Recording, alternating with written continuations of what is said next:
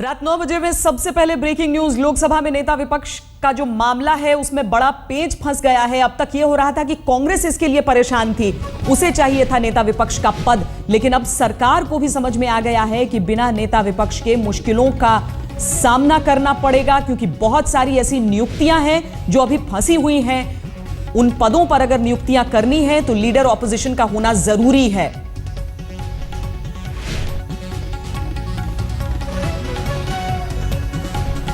खुद सरकार के मंत्रालय पूछ रहे हैं कि आखिर नेता विपक्ष कौन है, क्योंकि बिना नेता विपक्ष के जल्द ही कई बड़े संवैधानिक पद खाली रह सकते हैं।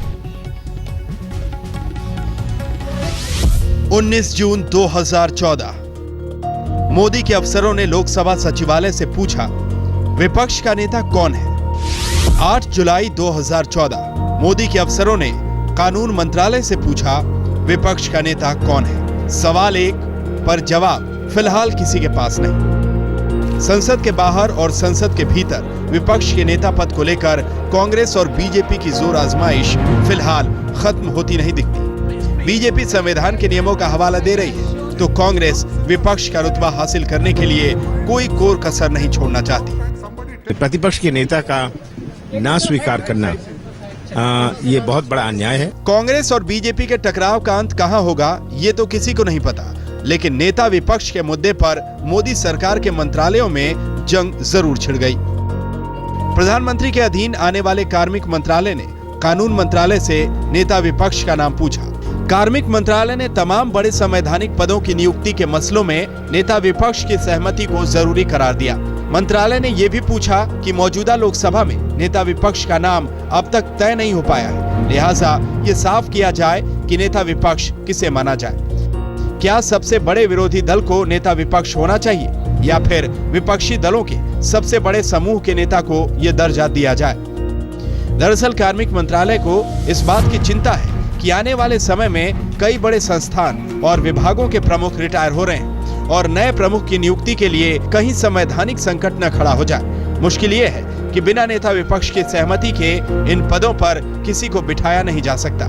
मिसाल के तौर पर मुख्य सूचना आयुक्त राजीव माथुर अगले महीने यानी अगस्त 2014 में रिटायर हो रहे हैं। नए प्रमुख के लिए नेता विपक्ष की सहमति जरूरी है। Chief vigilance commissioner Shri Pradeep Kumar सितंबर 2014 में रिटायर हो रहे हैं। सीबीआई के डायरेक्टर रंजीत सिन्हा भी नवंबर 2014 में रिटायर हो रहे हैं। लोकपाल एक्ट के मुताबिक अब सीबीआई प्रमुख की नियुक्ति के लिए भी नेता विपक्ष की सहमति जरूरी है। इसी तरह राष्ट्रीय मानवाधिकार आयोग के अध्यक्ष के.जी. बालकृष्ण अगले साल रिटायर हो रहे हैं और उनकी जगह पर नए अध्यक्ष बनाने में नेता विपक्ष की रजामंदी जरूरी है। फिलहाल प्रधानमंत्री के अधीन आने वाले कार्मिक मंत्रालय के अफसर इस बात से परेशान हैं कि आने वाले महीनों में सीबीआई या फिर सीवीसी के नए डायरेक्टर का नाम कैसे तय किया जाए।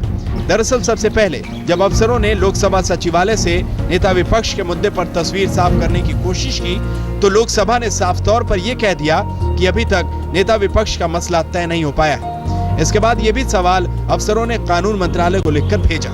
सच तो ये है कि पहले इन सवालों को लेकर पहले लोकसभा का सचिवालय उलझा और अब कानून मंत्रालय उलझ गया है। अक्षय सिंह के साथ दीपक शर्मा, दिल्ली, आज तक। और इस पर और जानकारी के लिए हमारे साथ हमारे सहयोगी दीपक शर्मा जुड़ रहे हैं। दीपक, क्या कोई ऐसा रास्ता है, कोई कानूनी रास्ता ऐसा है कि बिना लीडर ऑपोजिशन के इन पदों पर नियुक्तियां की जाएं, या फिर अब बीजेपी को मानना ही पड़ेगा, अब लीडर ऑपोजिशन नियुक्त करना ही पड़ेगा, तय करना ही पड़ेगा? देखिए श्वेता, सदन के भीतर, संसद के भीतर जब ये लड़ाई राजनीतिक रंग लेती है तो वहाँ तक एक राजनीति जब तक होती है कि नेता विपक्ष कौन होगा, तो बीजेपी और कांग्रेस, चाहे यूपी हो चाहे एनडीए हो, वो एक अपना ब्राउनी पॉइंट्स स्कोर करती हैं। लेकिन जब ये जो लड़ाई है, जो ये संघर्ष है, जब ये बाहर सरकार में आ जाता है, फाइलों में आ जाता है, तो वाकई मामला काफ़ी संगीन हो जाता है, क्योंकि कई बड़े विभागों के अध्यक्ष, वो चाहे सीबीआई हो, चाहे वो सेंट्रल विजिलेंस कमिश्नर हो, चाहे वो सेंट्रल इंफॉर्मेशन कमिश्नर हो, यानी जो संवैधानिक पदों पर जो बड़े बड़े अधिकारी बैठे हैं वो लगातार आने वाले महीनों में एक एक करके रिटायर हो रहे हैं। उनकी नियुक्ति को लेकर जो क्लैरिटी होनी चाहिए, जो स्पष्टता होना चाहिए, जो साफ गोई होनी चाहिए, वो सरकार के पास नहीं है। और कार्मिक मंत्रालय, सबसे आश्चर्यजनक बात यह है कि कार्मिक मंत्रालय सीधे सीधे वो प्रधानमंत्री नरेंद्र मोदी के अधीन आता है और वही कार्मिक मंत्रालय पहले लोकसभा सचिवालय से पूछ रहा है, अब वो लॉ मिनिस्ट्री से पूछ रहा है, कानून मंत्रालय से, कि आप हमको साफ तौर पे बताएं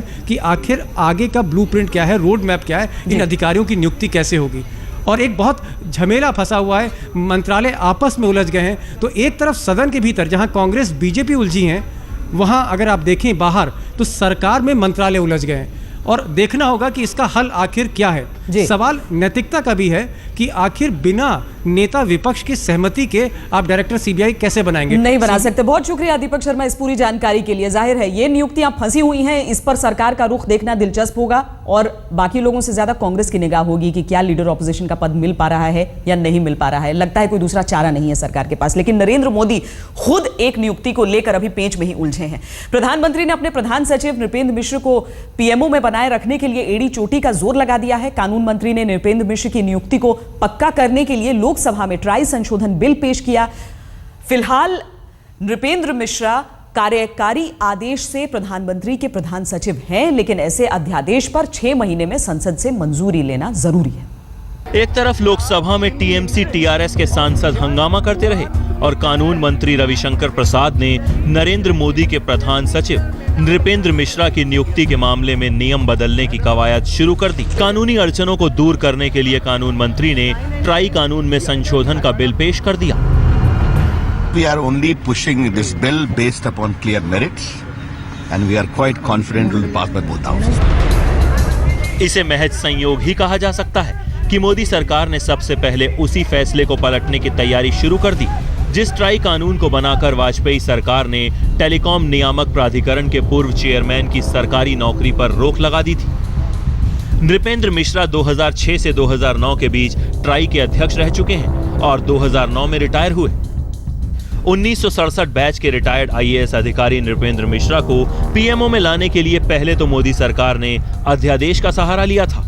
नृपेंद्र मिश्रा की नियुक्ति को स्थायी करने के लिए हर हाल में संसद की मुहर जरूरी है, लिहाजा बिल पास कराने के लिए बीजेपी ने सांसदों को सदन में हाजिर रहने का व्हिप जारी कर दिया।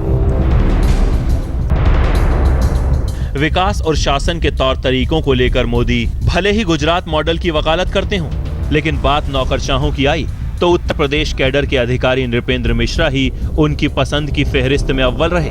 संसद में भले ही कांग्रेस नेताओं की जुबान पर ताला लगा रहा हो, लेकिन सड़क पर ट्राई के संशोधन पर सवालों की छड़ी लगा दी। This is all a question of playing favorites, and just look at the last 1 month. You can identify so many issues where they are playing favorites. They're not. सरकार के पास लोकसभा में बहुमत है, लेकिन राज्यसभा में बहुमत नहीं है। सरकार की कोशिश है इस बिल को दोनों सदनों में पारित कराया जाए। अगर ये बिल राज्यसभा में फंसता है तो सरकार के सामने ज्वाइंट सेशन बुलाने का रास्ता मौजूद है, लेकिन सरकार को भरोसा है कि इसकी नौबत नहीं आएगी। नृपेंद्र मिश्रा प्रधानमंत्री नरेंद्र मोदी की पसंद है, इसलिए ये बात तय है कि सरकार उनके पीछे अपनी पूरी ताकत लगाएगी। लेकिन इसके साथ ही ये मामला प्रधानमंत्री कार्यालय और ट्राई जैसी संस्थाओं से भी जुड़ा है और बीजेपी संस्थाओं की मर्यादा बनाए रखने की वकालत करती रही है। इसलिए सरकार की कोशिश होगी कि इस मामले में बहुमत का जोर आजमाने के बजाय बहस कराकर सर्वसम्मति बनाई जाए ताकि राज्यसभा में भी कोई दिक्कत नहीं आए। अमिताभ सिन्हा के साथ बालकृष्ण, दिल्ली आज तक।